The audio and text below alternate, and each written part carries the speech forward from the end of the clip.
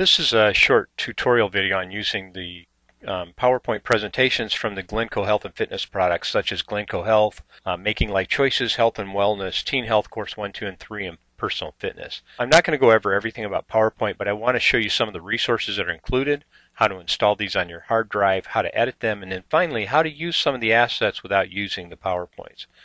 I want to start out with installing. I would recommend not using these running directly from the disk. Just with the assets that are on them, sometimes they run more slowly.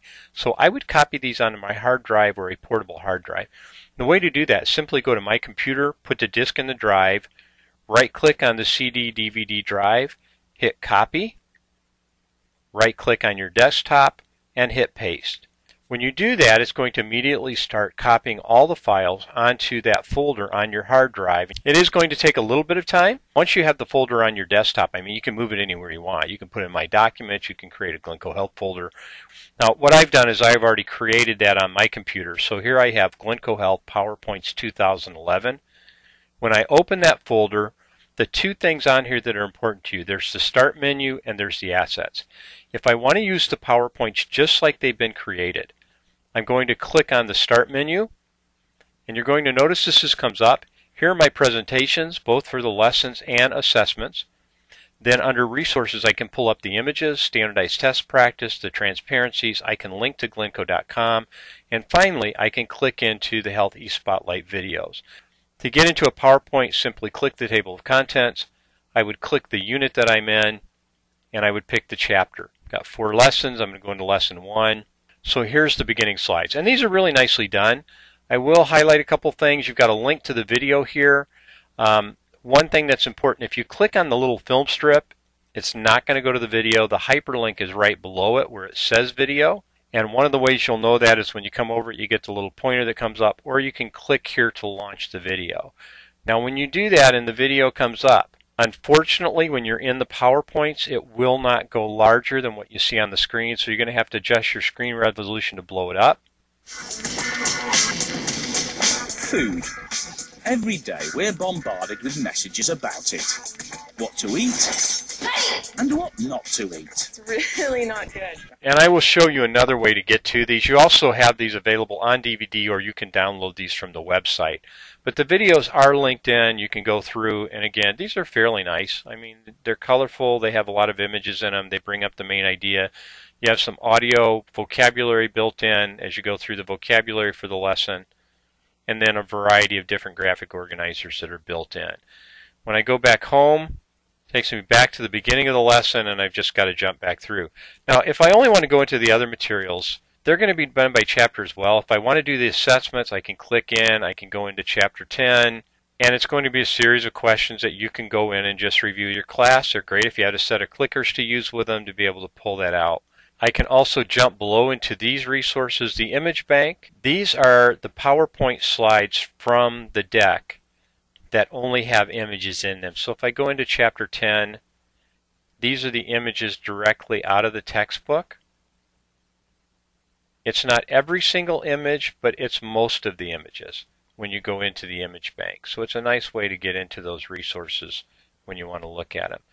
If I click back to resources, I can go in my standardized test practice, I can bring up the transparencies, I can go online when I do that. So all of that material is available right from the PowerPoint disk if you want to use it like it's set up. You can also click into the eSpotlight videos right here. It'll bring it up again by chapter, so I could click on nutrition and physical activity, and then I could click into chapter 10, 11, or 12 from there. So all that's available right from the Start menu. If you don't want to use the PowerPoints just like they're created, if you want to edit them or you want to get to the assets, then the assets would be the videos, the standardized test practice, all of those things. I'm going to open this asset folder up. I open the health folder up, and then you're going to notice here's my assessments. The FLVs are the videos. Here are my lessons. Here are my links. Here are my scripts. The ones you're most interested in, first of all, are the lessons. When I click this open, here are my chapters. So if I was in chapter 10 and open that, here is my PowerPoint. Now this is where you'd simply edit. All I have to do, I want to edit lesson 1. I simply click on the slide. I bring it up. This is in regular PowerPoint now. You can edit anything that you want on these slides. So I want to change the big idea a little bit. Learning to make unhealthy food choices will not keep you healthy all your life. It's just a regular PowerPoint. So go in and edit. I am going to tell you one important feature. When you go to save this, click on your save and do a save as. Save it back to the folder it came from. It's automatically want to go back to that Chapter 10 folder.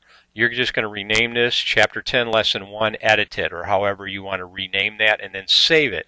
And here's why. If you don't save it back in the Chapter 10 folder, the links embedded in the PowerPoint to the video, the vocabulary, those kinds of things will not work. You have your assessment PowerPoints right here by chapter. So again, when I click into it, if I want to add my own questions, I want to add a slide after this, I can right click on that and say give me a new slide. I can put that new slide in. It still has a nice heading. I can put my question in and add my answers. So it allows you the flexibility of doing whatever you want with those assessment materials as well. I can go into the FLVs. These are all of the videos. The chapter level is all of the lesson videos together, or I can simply jump in. I want to go into Chapter 10, Lesson 3, and I can double click on that. But with this, one of your options is to go full screen. Ah, the wonders of a college dining hall. The pizza, the donuts, the French fries. It's a noshing nirvana where for the first time in many kids' lives, they can eat whenever and whatever they want. This ice cream here is so good. I ate a lot of macaroni and cheese and a lot of Gatorade. So you lose a little bit of quality, but you lose a lot, and it allows you to bring up that bigger screen. You have a series of links that are embedded here that if you want to look at that you can, but these are going to be the main three that you pull open. Just the other one I'll show you. If you want to click into the links folder and you want the image banks like we were looking at, I can open up the image bank.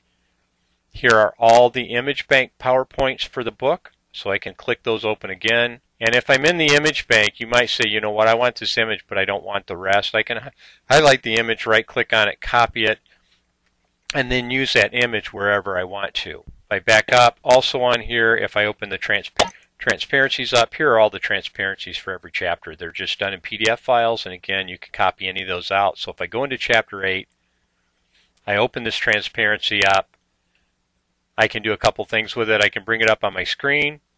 I can use my zoom tool to zoom in on that. When I get done, I go back to my previous view. I can also use my camera tool and say, you know what, I want to copy this part of the image that's now on my clipboard. And in the tutorial on using TeacherWorks, I show you how to make sure all those icons are on your Adobe Reader so you can go in and use those. All of the assets then, the transparencies, the image bank, the assessments, the lessons, and the videos are all in the asset folder when you open it up. The last thing I want to mention is if you have an interactive whiteboard, you have the ability to take a lot of this and actually put it right in your Smart Gallery or right in your Prometheum flip charts, the things that you're using. For the videos, I can actually click this open. I could import these right into my gallery and then use directly in my interactive smartboard software to be able to use that. So the PowerPoints are pretty flexible if you want to use them as we've done them, if you want to go in and edit it, if you just want to grab the resources, or lastly, if you want to pull some of these resources out and embed them in interactive smart software,